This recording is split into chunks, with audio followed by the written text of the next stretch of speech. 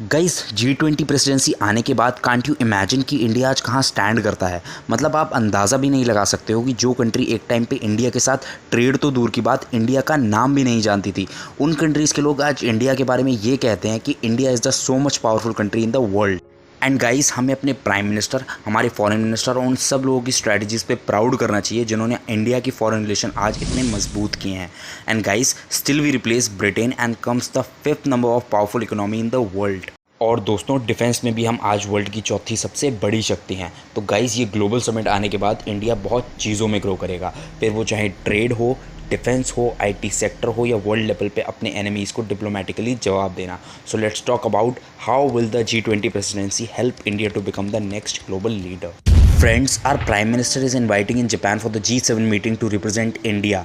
और ये अभी 19 मई से 21 मई तक हुई थी जापान में। एंड गाइस, क्या आप लोग जानते हो कि G7 मीटिंग क्या होती है? वेल, G7 मीटिंग में वर्ल्ड के 7 सबसे पावरफुल देश इकट्ठे होते हैं, जिसमें Canada, US, Germany, France, Italy, Japan जैसे देश मिलके ग्लोबल इश्यूज़ पे बात करते हैं, like terrorism, security, economy and climate change. And guys, ये मीटिंग साल में एक बार ज़रूर होती है।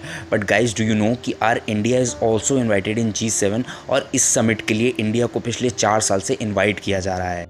इस साल ये मीटिंग हुई है जापान के हिरोशिमा में। तो ज़रा सोचो कि जो देश एक टाइम पे इंडिया को कुछ नहीं समझते थे, आज इंडिया को किसी चीज़ के लिए रिस्पॉन्ड करने की ज़रूरत नहीं है, क्योंकि इंडिया खुद वर्ल्ड के टॉप 7 पावरफुल कंट्री की मीटिंग में जाके आज सबको खुद ही जवाब दे रहा है।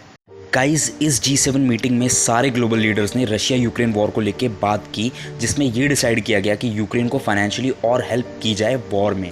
And guys, everyone knows very well कि इस युद्ध की वजह से वर्ल्ड ट्रेड लेवल पे कितना ज़्यादा इम्पैक्ट हुआ है। यूक्रेन पूरी तरह ख़त्म हो चुका है और इससे सिर्फ यूक्रेन ही नहीं बल्कि बहुत सारी कंट्रीज़ को वर्ल्ड लेवल पे इकोनॉमी में बहुत ज़्यादा लॉसेस हुए हैं। और फ्रांस में भी क्लाइमेट चेंज इश्यूज़ को लेके इस ग्लोबल समिट पे बात हुई है।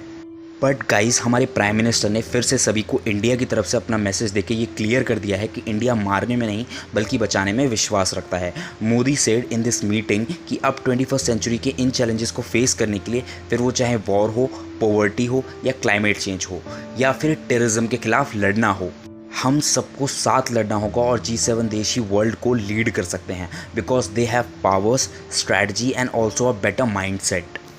पीएम मोदी ने इस मीटिंग में ये भी कहा कि हम सबको सस्टेनेबल रिसोर्सेज की तरफ स्विच करना चाहिए, जिससे हम अपनी प्रकृति को बचा सकें।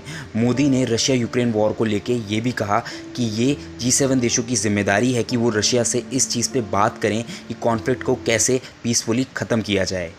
नाउ गाइस, चलो अब डिस्कस करते हैं कि G20 प्रेसिडेंसी होती क्या है। गाइस, G20 प्रेसिडेंसी हर कंट्री को एक बार रोटेट की जाती है, जिसमें वो कंट्री एक एजेंडा सेट करती है to coordinate the work for the G20 and hosting the G20 summit. Guys, ये भी सिमिलर G7 की मीटिंग की तरह ही होती है, बट G20 की मीटिंग में वर्ल्ड के टॉप 20 देश शामिल होते हैं जो इकोनॉमी और डिफेंस और ट्रेड में सबसे ऊपर होते हैं। और ये प्रेसिडेंसी इंडिया को मिली थी 1 दिसंबर 2022 को to building a share for humanity. अब ज़रा सोचो कि जब ये प्रेसिडेंसी इंडिया को मिली है तो इससे इंडिया को ट्रेड में और वर्ल्ड में डिप्लोमेटिकली ग्रो होने में कितनी हेल्प मिलेगी। फ्रेंड्स, ये ग्लोबल समिट दिल्ली के प्रगति मैदान में होगी इसी साल, which is the largest international exhibition convention centre, जिसमें ये 20 देश मिलके ग्लोबल इश्यूज़ पे बात करेंगे। और इस ग्लोबल समिट की थीम है one nation, one family and one future, जिसमें financial crisis, world trade and world GDP को ग्रो करने के ऊपर बात होगी। तो guys, what do you think about this video? Give it your important message in the comment box and thanks for watching our video.